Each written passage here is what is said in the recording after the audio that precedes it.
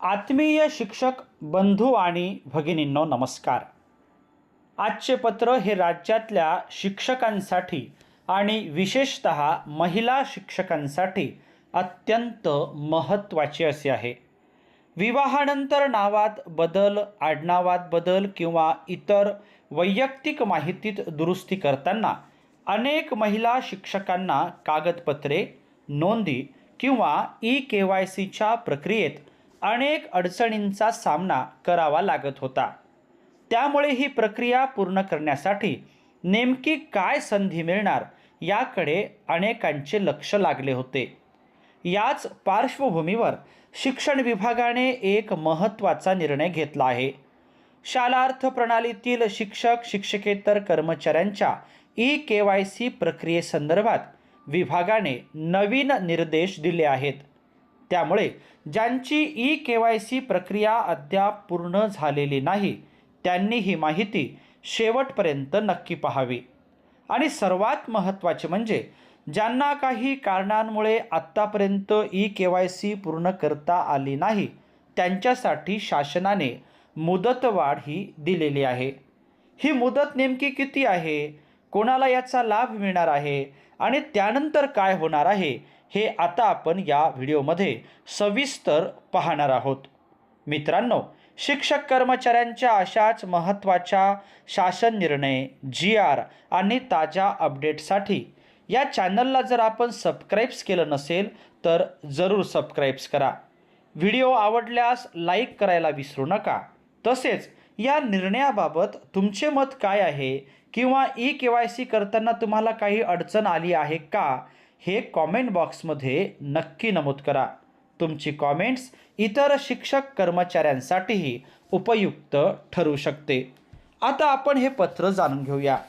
पत्र आहे शिक्षण संचालनालयाचं दिनांक 18/8/2026। पत्राचा विषय आहे शालार्थ प्रणालीतील शिक्षक शिक्षकेतर कर्मचाऱ्यांचे KYC पूर्ण करण्याबाबत मुदतवाढ। आणि या अनुषंगाने 4 संदर्भ आपल्याला या ठिकाणी दिसत आहे। आता आपण पत्र जाणून घेऊया। उपरोक्त विषयाबाबत संदर्भ क्रमांक 1 अन्वये सेवार्थ प्रणालीतील अधिकारी कर्मचारी यांचे KYC पूर्ण करण्याबाबत सविस्तर निर्देश देण्यात आले आहेत।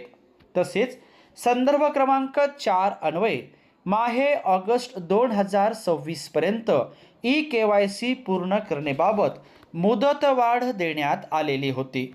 तथापि क्षेत्रीय स्तरावर शिक्षक शिक्षकेतर कर्मचाऱ्यांच्या KYC कामाचा आढावा घेतला असता सदर कामासाठी काहीसा कालावधी लागण्याची शक्यता आहे।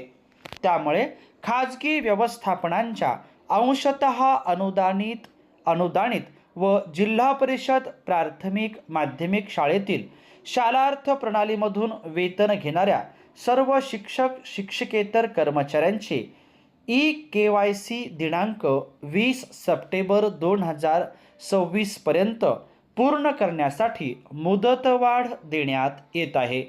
दिनांक 20 सप्टेंबर 2026 पर्यंत KYC पूर्ण न केल्यास संबंधित शिक्षक शिक्षकेतर कर्मचारी यांचे माहे ऑक्टोबर 2026चे वेतन देय नोव्हेंबर 2026 मध्ये आहरित करण्यात येणार नाही। शालार्थ प्रणालीतील शिक्षक शिक्षकेतर कर्मचाऱ्यांच्या KYC पूर्ण करण्यासाठी यापुढे कोणतीही मुदतवाढ देण्यात येणार नाही याची सर्व संबंधितांनी गांभीर्याने नोंद घ्यावी। याबाबत आपल्या स्तरावरून संबंधित सर्व शाळांना तात्काळ सूचना देण्यात याव्यात असे माननीय शिक्षण संचालक प्राथमिक आणि माननीय शिक्षण संचालक माध्यमिक व उच्च माध्यमिक महाराष्ट्र राज्य पुणे यांनी या पत्राच्या माध्यमातून कळविलेला आहे। 19/8/2026 हे पत्र आहे।